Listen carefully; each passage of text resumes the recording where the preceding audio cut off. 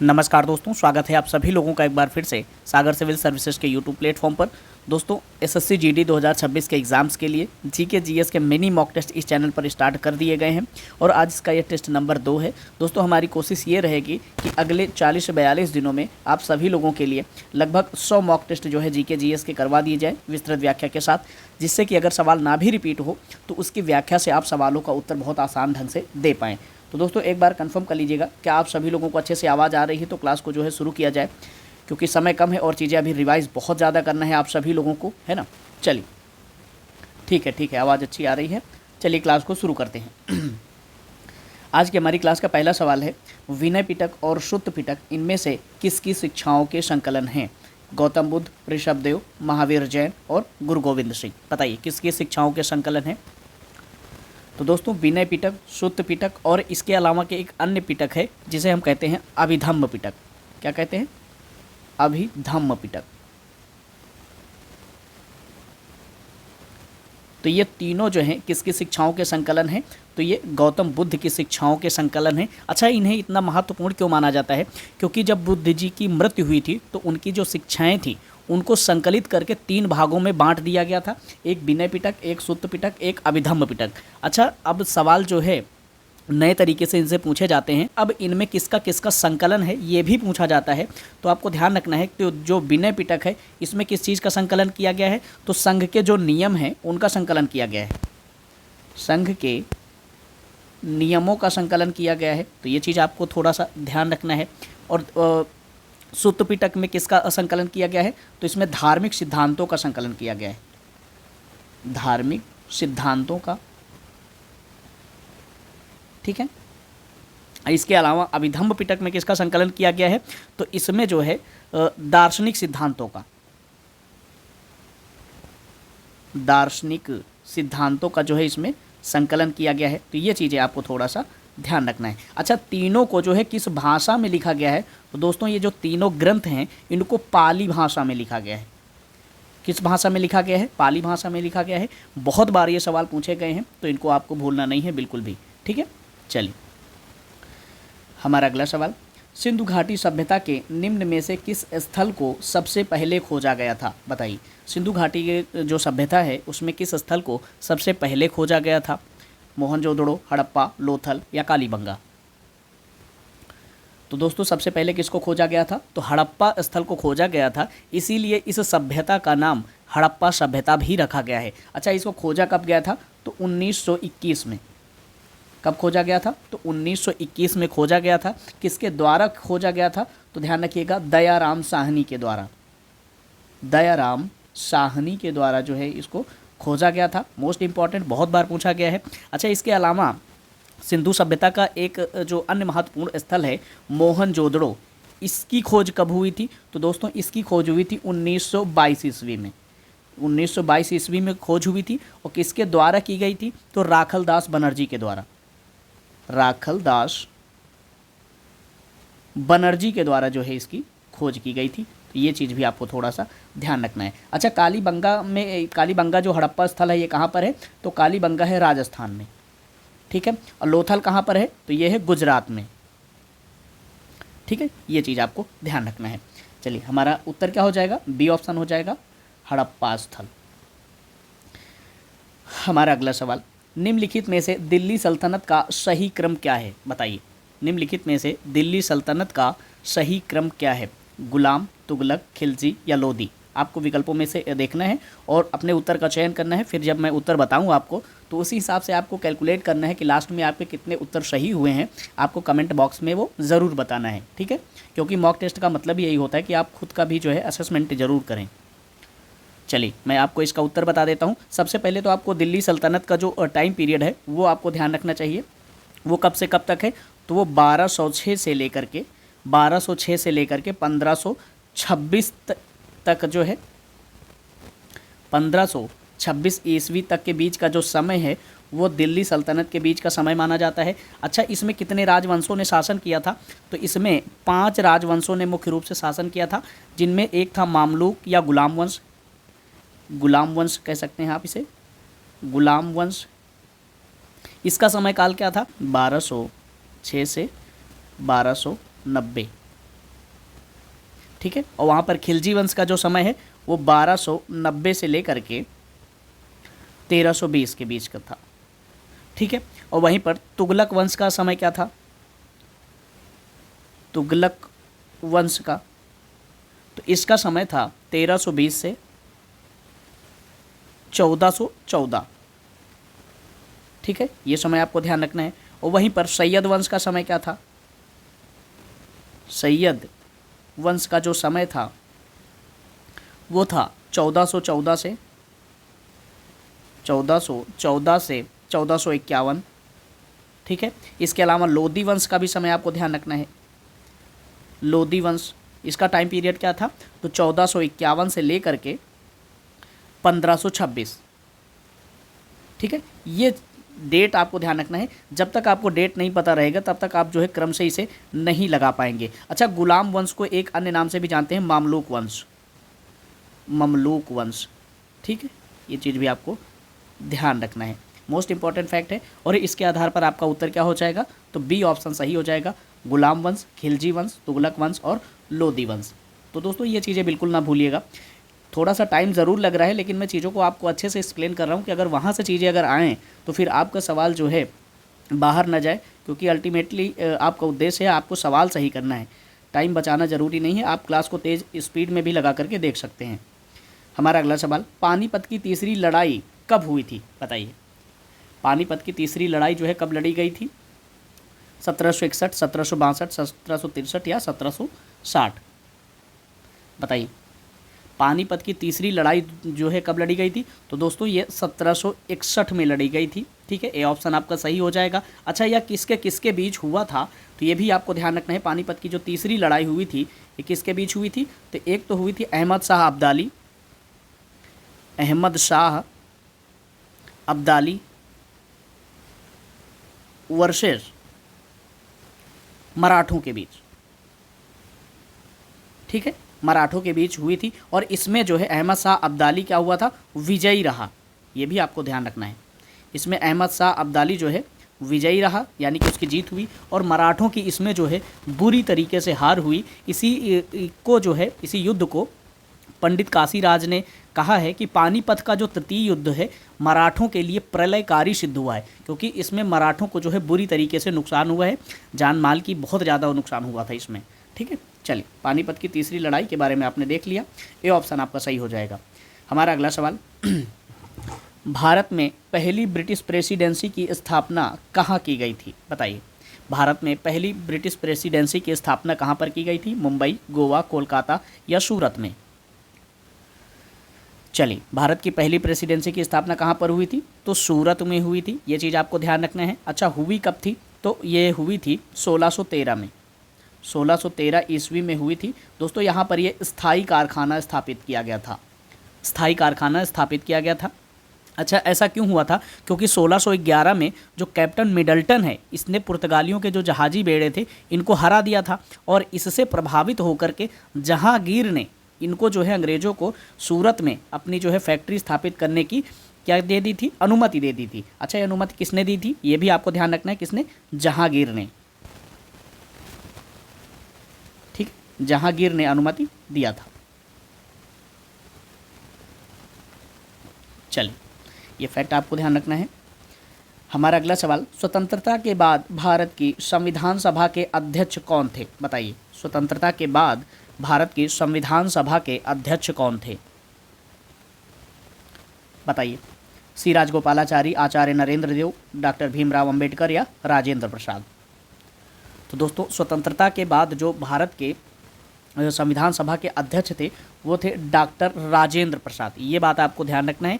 लेकिन इनसे पहले एक जो अध्यक्ष नियुक्त किए गए थे वो अस्थायी अध्यक्ष थे, अस्थायी अध्यक्ष थे। उनका नाम क्या था, सच्चिदानंद सिन्हा, सच्चिदानंद सिन्हा, एक सेकेंड, हाँ, सच्चिदानंद इनका सिन्हा नाम था। और इनको कब नियुक्त किया गया था, तो 9 दिसंबर 1946 को, 9 दिसंबर 1946 को सबसे पहले इनको नियुक्त किया गया था। लेकिन वहीं पर बाद में राजेंद्र प्रसाद जी को 11 दिसंबर 1946 को जो है स्थायी अध्यक्ष के रूप में जो है नियुक्त कर दिया गया था। ठीक है, ये चीज़ आपको ध्यान रखना है। वहीं पर डॉक्टर भीमराव अंबेडकर को जो है प्रारूप समिति का अध्यक्ष बनाया गया था। प्रारूप समिति का जो है अध्यक्ष इनको बनाया गया था। कब बनाया गया था? तो 29 अगस्त 1947 को। बहुत बार सवाल पूछा जाता है कि प्रारूप समिति के अध्यक्ष इनमें से कौन से हैं, तो वो है डॉक्टर भीमराव अंबेडकर। दोस्तों, प्रारूप समिति में कितने सदस्य थे? तो 7 सदस्य थे। कौन कौन से हैं उनको आपको बताना है, उनको ध्यान रखना है, क्योंकि वहाँ से सवाल जो है बहुत ज़्यादा पूछा जाता है। ठीक है, चलिए हमारा अगला सवाल, निम्नलिखित में से कौन सा भारत सरकार का संवैधानिक निकाय नहीं है? यहाँ पर ध्यान रखना है, नहीं पूछा गया है। कौन सा है जो भारत सरकार का संवैधानिक निकाय नहीं है? तो दोस्तों, संघ लोक सेवा आयोग, निर्वाचन आयोग, नियंत्रक एवं महालेखा परीक्षक या नीति आयोग। तो इसमें कौन सा है? तो नीति आयोग है, क्योंकि यह संवैधानिक आयोग क्या होते हैं? जिनका उल्लेख संविधान के किसी अनुच्छेद में होता है, उन्हें हम संवैधानिक आयोग के रूप में समझ सकते हैं। लेकिन नीति आयोग का गठन कैसे हुआ है? तो यह मंत्रिमंडल के एक आदेश के अनुसार गठन हुआ है इसका। और इसका गठन कब हुआ है? तो ये भी आपको ध्यान रखना है, 1 जनवरी 2015 को। 1 जनवरी 2015 को जो है मंत्रिमंडलीय आदेश के आधार पर जो है इसका गठन हुआ है। वहीं पर संघ लोक सेवा आयोग का जो है गठन कैसे हुआ है? तो संविधान के अनुच्छेद के अनुसार हुआ है। आर्टिकल नंबर 315, यानी कि यूपीएससी का संघ लोक सेवा आयोग का उल्लेख संविधान में कहाँ पर है? तो अनुच्छेद 315 में है। और निर्वाचन आयोग का उल्लेख किस में है? तो अनुच्छेद 324 में है। ये सारे फैक्ट अलग से भी पूछे जा सकते हैं, तो ये भी आपको ध्यान रखना है। नियंत्रक एवं महालेखा परीक्षक का किस में उल्लेख है? तो आर्टिकल नंबर 148, अनुच्छेद नंबर 148 में जो है इसका उल्लेख किया गया है। तो ये चीज़ आपको ध्यान रखना है, इसमें नीति आयोग जो है वो सही उत्तर हो जाएगा। हमारा अगला सवाल, भारत का संविधान गणतांत्रिक है क्योंकि इसमें निर्वाचित संसद का प्रावधान किया गया है, इसमें एक अधिकार विधेयक शामिल किया गया है, इसमें वयस्क मताधिकार का प्रावधान किया गया है, इसमें कोई वंशानुगत घटक नहीं है। तो इसमें बताइए, गणतंत्र भारत में जो लाया गया है संविधान के माध्यम से, इसका मूल उद्देश्य क्या है? इसकी मूल पहचान क्या है?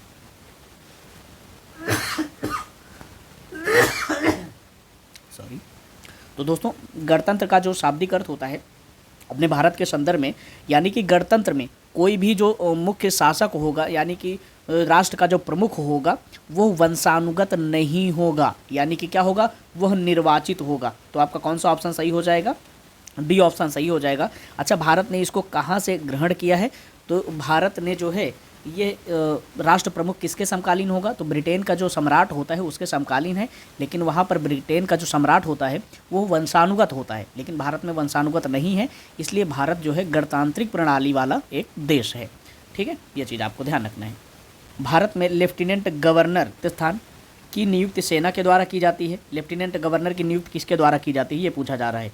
तो केंद्र शासित प्रदेश के नाम मात्र के प्रमुख के रूप में कार्य करते हैं। ये भारत के लोगों द्वारा चुने जाते हैं। मुख्यमंत्री के मंत्रियों की परिषद के प्रति जवाबदेह होते हैं। तो दोस्तों, भारत में जो लेफ्टिनेंट गवर्नर होते हैं, ये जो है केंद्र शासित प्रदेश के नाम मात्र के प्रमुख होते हैं। और मुख्य रूप से इनका जो शासन होता है राष्ट्रपति के माध्यम से चलता है, लेकिन वहाँ पर ये केवल नाम मात्र के प्रमुख होते हैं। यहाँ इसके बारे में थोड़ा सा चीज़ें आपको ध्यान रखना है। जैसे सामान्य तौर पर भारत में जो राष्ट्रपति प्रत्येक संघीय प्रदेशों में, जैसे चंडीगढ़ हो गया, पंजाब हो गया, हरियाणा हो गया, इनकी जो संयुक्त राजधानी है, यहाँ पर लेफ्टिनेंट गवर्नर और प्रशासकों की नियुक्ति की जाती है। इसके द्वारा, राष्ट्रपति के द्वारा। दिल्ली, पुडुचेरी और अंडमान निकोबार के जो प्रमुख होते हैं इनके लेफ्टिनेंट गवर्नर कहा जाता है। वहीं चंडीगढ़, लक्षद्वीप, दमनद्वीप और दादरा नगर हवेली के जो प्रमुख होते हैं इनको प्रशासक कहा जाता है। तो ये चीज़ें आपको थोड़ा सा ध्यान रखना है। हमारा अगला सवाल, स्वतंत्रता के समय भारत में कितने रजवाड़े थे? बताइए, स्वतंत्रता के समय भारत में कितने रजवाड़े थे? तो कितने रजवाड़े थे? आप सभी लोगों को पता है कि भारत में उस समय 565 देसी रियासतें थी या रजवाड़े थे। अच्छा, उस समय जो भारत के उप प्रधानमंत्री थे वह कौन थे? उप प्रधानमंत्री कौन थे? तो वो थे जो है सरदार वल्लभ भाई पटेल। सरदार पटेल जी थे। अच्छा, उस समय यह गृह मंत्री भी थे, ये भी आपको ध्यान रखना है, गृह मंत्री भी थे। और इन्होंने ही जो वो एकीकरण करवाया था, इसीलिए इनकी जो जयंती है इसको जो है राष्ट्रीय एकता दिवस के रूप में भी मनाई जाती है 31 अक्टूबर को। ठीक है। अच्छा, इसमें 562 जो देसी रियासती थी, इनने स्वयं को जो है विलय करने के लिए शामिल कर लिया था, भारत में सहमति दे दी थी। लेकिन जो जूनागढ़ थे, यानी कि यहाँ पर एक जूनागढ़ थी, ठीक है, एक थी हैदराबाद,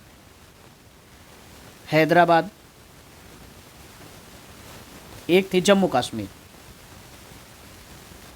एंड कश्मीर। इन्होंने जो है सहमति नहीं दिया था, तो इनको जो है किस प्रकार से भारत में मिलाया गया है, तो जूनागढ़ को जो है सैन्य कार्यवाही के द्वारा मिलाया गया है। सैन्य कार्यवाही, ये सवाल अलग से इस तरीके से पूछा जाता है कि निम्नलिखित रियासतों में से कौन सी रियासत को जो है सैन्य कार्यवाही के द्वारा भारत में मिलाया गया था।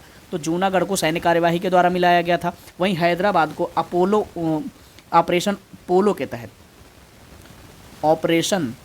पोलो के तहत मिलाया गया था। ठीक है। और वहीं पर जो जम्मू कश्मीर था, इस यहाँ के जो राजा हरि सिंह हैं, इन्होंने अधिमिलन जो पत्र है उस पर हस्ताक्षर करके भारत में जो है शामिल हुए थे, यानी कि विलय पत्र पर हस्ताक्षर करके, विलय पत्र पर हस्ताक्षर के माध्यम से जो है ये भारत में विलय हुए थे। तो ये तीनों को जो है आपको अच्छे से ध्यान रखना है। ठीक है। चलिए दोस्तों, क्या आप सभी लोगों को क्लास समझ में आ रही है अच्छे से? एक बार जो है कमेंट ज़रूर कर लीजिएगा। अगर आप सभी लोगों को क्लास में कोई डाउट लग रहा हो या कुछ भी ऐसी चीज़ें समझ में ना आ रही हो जो अलग से बताना चाहिए, मैं नहीं बता रहा हूँ, तो वो चीज़ें भी आप ज़रूर बताइएगा। ठीक है। चलिए, इस ब्रह्मांड में दूसरा प्रचुर मात्रा में सर्वाधिक तत्व कौन सा पाया जाता है? हाइड्रोजन, हीलियम, नाइट्रोजन या आयरन? बताइए। पूरे ब्रह्मांड में दूसरा सबसे महत्वपूर्ण तत्व कौन सा है? तो दोस्तों, सबसे पहले आपको समझना है कि ब्रह्मांड में दो महत्वपूर्ण तत्व कौन कौन से पाए जाते हैं। एक तो पाया जाता है हाइड्रोजन और दूसरा पाया जाता है हीलियम। ठीक, एक हाइड्रोजन है और दूसरा क्या है? हीलियम है। इसमें हाइड्रोजन की मात्रा जो है दोस्तों वो सबसे अधिक है। हाइड्रोजन जो है पूरे ब्रह्मांड में लगभग 3/4 भागों के रूप में पाया जाता है, और वहीं पर बचा कुचा जो हिस्सा होता है वो हीलियम का होता है। बचा हिस्सा जो होता है वह हीलियम का हो जाता है। ठीक है। और इसीलिए जो है यह ब्रह्मांड का दूसरा सबसे महत्वपूर्ण तत्व है। इसमें कौन सा हो जाएगा? बी ऑप्शन सही हो जाएगा। पहला नहीं पूछा है हाइड्रोजन, ब्रह्मांड में दूसरा पूछा है, तो ये चीज़ आपको ध्यान रखना है। यहाँ पर थोड़ा सा ट्रैप नज़र आ रहा है आपको, अगर आप अच्छे से सवाल को पढ़ेंगे तब। ठीक है। सबसे अधिक मात्रा में पाए जाने वाला तत्व कौन सा है? तो हाइड्रोजन है। ये बात आपको ध्यान रखना है। रजत क्रांति का संबंध इनमें से किससे है? बताइए। तो दोस्तों, रजत क्रांति का संबंध किससे है? तो रजत क्रांति का संबंध अंडे से है। किससे है? अंडे से है। वहीं पर दूध क्रांति का जो है, दूध का संबंध किससे है? तो श्वेत क्रांति से है। श्वेत क्रांति से। वहीं पर अगर बात करें हरित क्रांति का संबंध किससे है? तो कृषि से है। हरित क्रांति। ठीक है। धातुओं के लिए कोई अलग से क्रांति नहीं चलाई गई है, तो ये चीज़ आपको ध्यान रखना है। जिस तरह बैरोमीटर दाब से संबंधित है, ठीक उसी तरह सिस्मोग्राफ किससे संबंधित है? भूकंप से, बाढ़ से, तापमान से या आर्द्रता से? किससे संबंधित है? बताइए। तो दोस्तों, सिस्मोग्राफ संबंधित है, भूकंप मापन से संबंधित है। अच्छा, पायरोमीटर से क्या मापा जाता है? जैसे ये तापमान है, तापमान के लिए थर्मामीटर भी मापा जाता है, थर्मामीटर से मापा जाता है। लेकिन अगर बहुत ज़्यादा जो पूछा जाने वाला है, एक है पायरोमीटर। पायरोमीटर, इससे उच्च तापमान मापा जाता है। जो उच्च स्तर का तापमान होता है, उच्च तापमान, वह मापा जाता है। इससे लगभग 2000 डिग्री सेल्सियस के ऊपर का तापमान जो है मापा जाता है। तो ये चीज़ आपको ध्यान रखना है। अच्छा, फेदोमीटर से क्या मापा जाता है? फेदोमीटर से, यहाँ पर फेदोमीटर, फेदोमीटर से क्या मापा जाता है? तो ये समुद्र की गहराई मापी जाती है। समुद्र की गहराई मापी जाती है। ये चीज़ आपको ध्यान रखना है। ठीक। बाढ़ के लिए कोई अलग से ऐसा पैमाना नहीं है। लेकिन आर्द्रता को किससे मापा जाता है? आर्द्रता को मापा जाता है हाइग्रोमीटर से। किससे? हाइग्रोमीटर। हाइग्रोमीटर, ये चीज़ आपको ध्यान रखना है। ठीक है। सिस्मोग्राफ का संबंध भूकंप से। हमारा अगला सवाल, रानीखेत हिल स्टेशन भारत के किस राज्य में स्थित है? बताइए। रानीखेत जो हिल स्टेशन है भारत के किस राज्य में अवस्थित है? तो दोस्तों रानीखेत जो हिल स्टेशन है ये उत्तराखंड राज्य में अवस्थित है, और उत्तराखंड राज्य के किस ज़िले में है, तो अल्मोड़ा ज़िले में। किस ज़िले में, तो अल्मोड़ा ज़िले में यह अवस्थित है। ये एक धार्मिक स्थल है, और यहाँ झरने या जो देवदार के वृक्ष या अन्य जो चीज़ें हैं वहाँ देखने के लिए पर्यटक लोग जो है बहुत ज़्यादा जाते हैं। ठीक है, चलिए वियतनाम की राजधानी कौन सी है, तो वियतनाम की राजधानी कौन सी है, तो दोस्तों वियतनाम की राजधानी हनोई है। ठीक है, जिस बाजार में स्पर्धा की कमी हो उसे क्या कहा जाता है, जिस बाजार में स्पर्धा की कमी हो उसे क्या कहा जाता है, उसे कहा जाता है दोस्तों मोनोपोली। ठीक है, अब इसको हम समझ लेते हैं थोड़ा सा। जैसे अर्थशास्त्र में किसी एक व्यक्ति या संस्था का किसी उत्पाद पर या किसी सेवा पर अगर नियंत्रण हो, जैसे आप सामान्य सा उदाहरण समझें, जैसे जियो की कंपनी है और इसका जो टेलीकम्युनिकेशन जो क्षेत्र है इसमें सिर्फ यही एक कंपनी सबसे ज़्यादा जो है सर्विस प्रोवाइड करती है। जब इनका मन करे तो चार्ज बढ़ा दें, जब इनका मन करे तो चार्ज घटा दें, यानी कि अपने अनुसार सारी चीज़ों को परिवर्तित करें, यानी कि इसमें सिर्फ इनकी जो है मोनोपोली चलती है। इसी को मोनोपोली कहा जाता है, एकाधिकार कहा जाता है। अच्छा, यहाँ पर एक चीज़ और समझना है, यह क्यों होती है, जब बाज़ार में प्रतिस्पर्धा कम होती है, यानी कि जब बाज़ार में कई अन्य कंपनियां नहीं होंगी तो सिर्फ इनकी जो है मर्जी चलेगी। लेकिन अगर एयरटेल भी अच्छे से चलने लग जाए, बीएसएनएल भी चलने लग जाए, वोडाफोन भी चलने लग जाए, तो फिर जो है इनकी मोनोपोली क्या हो जाएगी, ख़त्म हो जाएगी। जब प्रतिस्पर्धा कम होती है तो मोनोपोली जो है वह बढ़ जाती है। ठीक है, ये चीज़ समझना है आपको। कुल स्थिर लागत और कुल परिवर्तनीय लागत के योग को क्या जाना जाता है, बताइए। कुल स्थिर लागत और कुल जो परिवर्तनीय लागत के योग को जाना जाता है, किस रूप में जाना जाता है दोस्तों, किस रूप में जाना जाता है, उसे जाना जाता है कुल लागत के रूप में। जैसे कुल स्थिर लागत में क्या है, जैसे आपने कच्चा माल लिया, श्रम लागत, ये सब मिला लिया, और उसके बाद जो परिवर्तनीय लागत है, जब आपने परिवहन करके किसी अन्य स्थान पर ले गए तो परिवहन लागत भी लगती है। इन सारी लागतों को मिला करके आप क्या निकालते हैं, तो कुल लागत निकालते हैं। सामान्य से शब्दों में आप ऐसे समझ सकते हैं। ठीक है, चलिए एमपीसी सीमांत उपभोग प्रवृत्ति मान्य सामान्यतः किसके बीच होती है, बताइए। सीमांत उपभोग की जो प्रवृत्ति होती है सामान्यतः किसके बीच होती है, तो दोस्तों यह 0 से 1 के बीच होती है, लेकिन लिखने का तरीका अलग है। 1 से अधिक और 0 से कम नहीं होती है, यानी कि आपको सामान्य सा समझना है किसके बीच होती है, यह 0 से 1 के बीच में होती है। ठीक है, अच्छा, इसको किस सूत्र के द्वारा जो है डिनोट किया जाता है, तो आपको फॉर्मूला भी ध्यान रखना है। वैसे पूछा नहीं जाएगा लेकिन आपको ध्यान रखना है। जैसे एमपीसी होता है बराबर delta C upon delta Y, ये इसका जो है फॉर्मूला होता है सीमांत उपभोग प्रवृत्ति का। ठीक है, चलिए हमारा अगला सवाल, पोंगल किसको समर्पित एक शस्योत्सव है। ये शस्योत्सव का हिंदी मतलब क्या है, फसलों के संदर्भ में जो फसल कटाई होती है उस समय जो उत्सव मनाया जाता है उसी को शस्योत्सव कहा जाता है। ठीक है, ये जो पोंगल का पर्व है किस देवता को समर्पित है और कहाँ पर मनाया जाता है ये आपको बताना है। तो दोस्तों ये किसको समर्पित है, तो ये सूर्य देवता को समर्पित है। अच्छा, पोंगल का त्यौहार जो है ये मनाया कहाँ पर जाता है, तो ये मनाया जाता है तमिलनाडु में। कहाँ पर, तमिलनाडु में। ये चीज़ आपको थोड़ा सा ध्यान रखना है, तमिलनाडु में यह मनाया जाता है।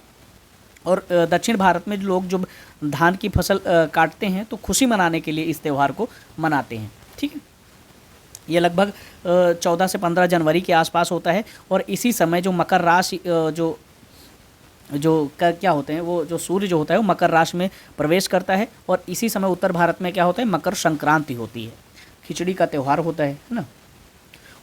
अहमदाबाद में इसे जो है उत्तरायण के नाम से जानते हैं, खिचड़ी के त्यौहार को या मकर संक्रांति को। हमारा अगला सवाल, गोवा मुक्ति दिवस इनमें से किस तारीख को मनाया जाता है, बताइए। गोवा मुक्ति दिवस जो है इनमें से किस तारीख को मनाया जाता है, तो 19 दिसंबर को मनाया जाता है गोवा मुक्ति दिवस। अच्छा, जो भारत में पश्चिमी तट पर यहाँ पर जो गोवा अवस्थित है, यहाँ पर जो गोवा है, इधर मुंबई है, इधर कर्नाटक, यहाँ पर जो बीच में गोवा है, इसके इस क्षेत्र को किस नाम से जानते हैं, तो इसको जानते हैं कोंकण के नाम से। कोंकण के नाम से जानते हैं, ये चीज़ आपको पता होनी चाहिए। अच्छा, गोवा की राजधानी क्या है, तो यह है पणजी। ठीक है, अच्छा, यहाँ की भाषा क्या है, तो यहाँ की भाषा है कोंकणी। एक सेकेंड, यहाँ की भाषा कौन सी है, तो भाषा है यहाँ की कोंकणी।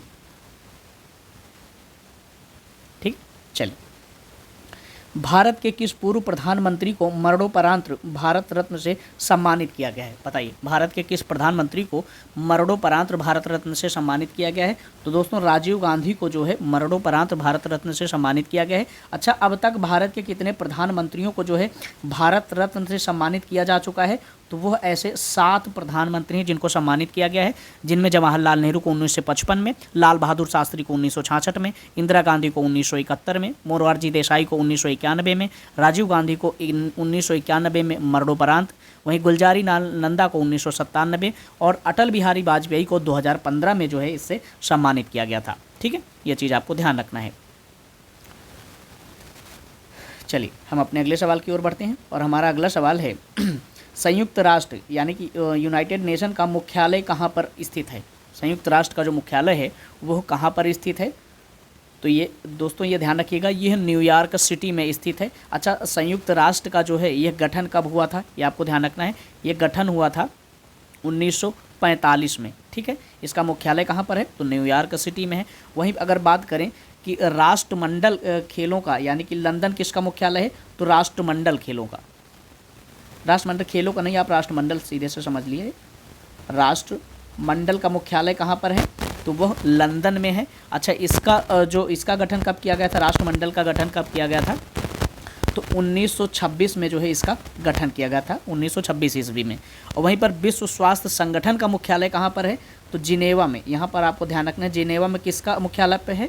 तो ये WHO का मुख्यालय कहाँ पर है? जिनेवा में है। और WHO का गठन कब हुआ था? तो ये 1948 में गठन हुआ था।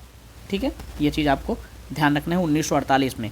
वहीं पर वाशिंगटन DC में किसका मुख्यालय है? तो वाशिंगटन DC में दोस्तों वर्ल्ड बैंक का मुख्यालय कहाँ पर है? तो वाशिंगटन DC में है। अच्छा, वर्ल्ड बैंक का गठन कब हुआ था? तो 1944 में हुआ था। कब हुआ था? 1944 में। ये महत्वपूर्ण चीज़ें आपको ध्यान रखना है दोस्तों। एक ही सवाल से आप 4-4, 5-5 सवाल अगर अच्छे से आप कवर कर लेंगे तो 100 मॉक टेस्ट में आप बहुत अच्छी चीज़ें आप जो है ग्रैप्स कर चुके होंगे। आपको बहुत ज़्यादा दिक्कत नहीं होगी फिर चीज़ें आपको याद करने में। चलिए हमारा अगला सवाल, लेडी रतन टाटा ट्रॉफी किस खेल से संबंधित है? लेडी रतन टाटा ट्रॉफी जो है किस खेल से संबंधित है?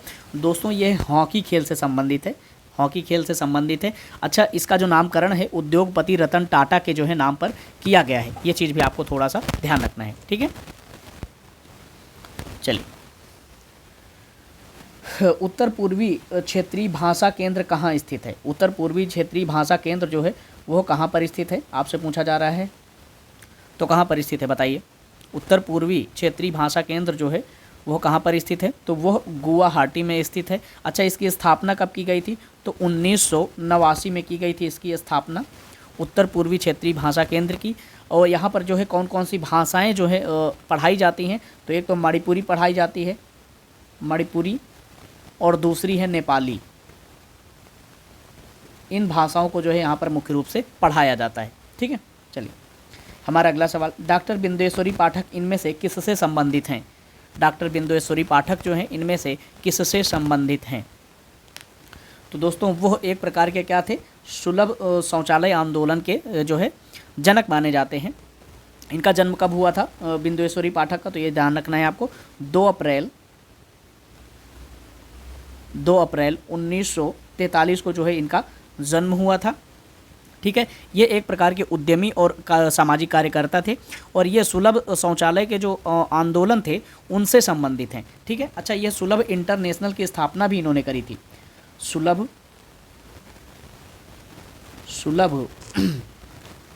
इंटरनेशनल की स्थापना जो है इन्होंने करी थी। ये स्थापना इन्होंने कब किया था? तो 1970 में जो है इन्होंने इसकी स्थापना की थी। अगर आपसे पूछ लिया जाए सुलभ इंटरनेशनल की स्थापना कब हुई थी? तो 1970 में हुई थी। किसके द्वारा की गई थी? तो बिंदेश्वरी पाठक के द्वारा की गई थी। ठीक है, ये महत्वपूर्ण जानकारियाँ जो थी आपसे डिस्कस करना था, उसको हमने अच्छे से डिस्कस कर लिया है। दोस्तों हमारी कोशिश ये थी कि आपको सारे सवाल जो है अच्छे से विस्तृत व्याख्या के साथ डिस्कस किया जाए, जिससे कि अगर सवाल ना भी रिपीट हो तो आप उनके विस्तृत व्याख्या से आप सवालों का उत्तर सही कर पाएँ। तो हमने अपनी तरफ से पूरा प्रयास किया है दोस्तों। अगर हमारा प्रयास पसंद आए, हमारी मेहनत पसंद आए और हमारे पढ़ाने का तरीका पसंद आए तो आप वीडियो को लाइक कर लीजिएगा और चैनल को सब्सक्राइब कर लीजिएगा अगर पहली बार विजिट कर रहे हैं तो। और अपने किसी मित्र या अपनी छोटी बहन को अगर आप शेयर कर सकते हैं तो शेयर कर लीजिएगा। तो ठीक है, फिर मिलते हैं नए वीडियो में। तब तक के लिए अपना ख्याल रखिएगा, स्वस्थ रहिए, पढ़ाई करते रहिए। धन्यवाद।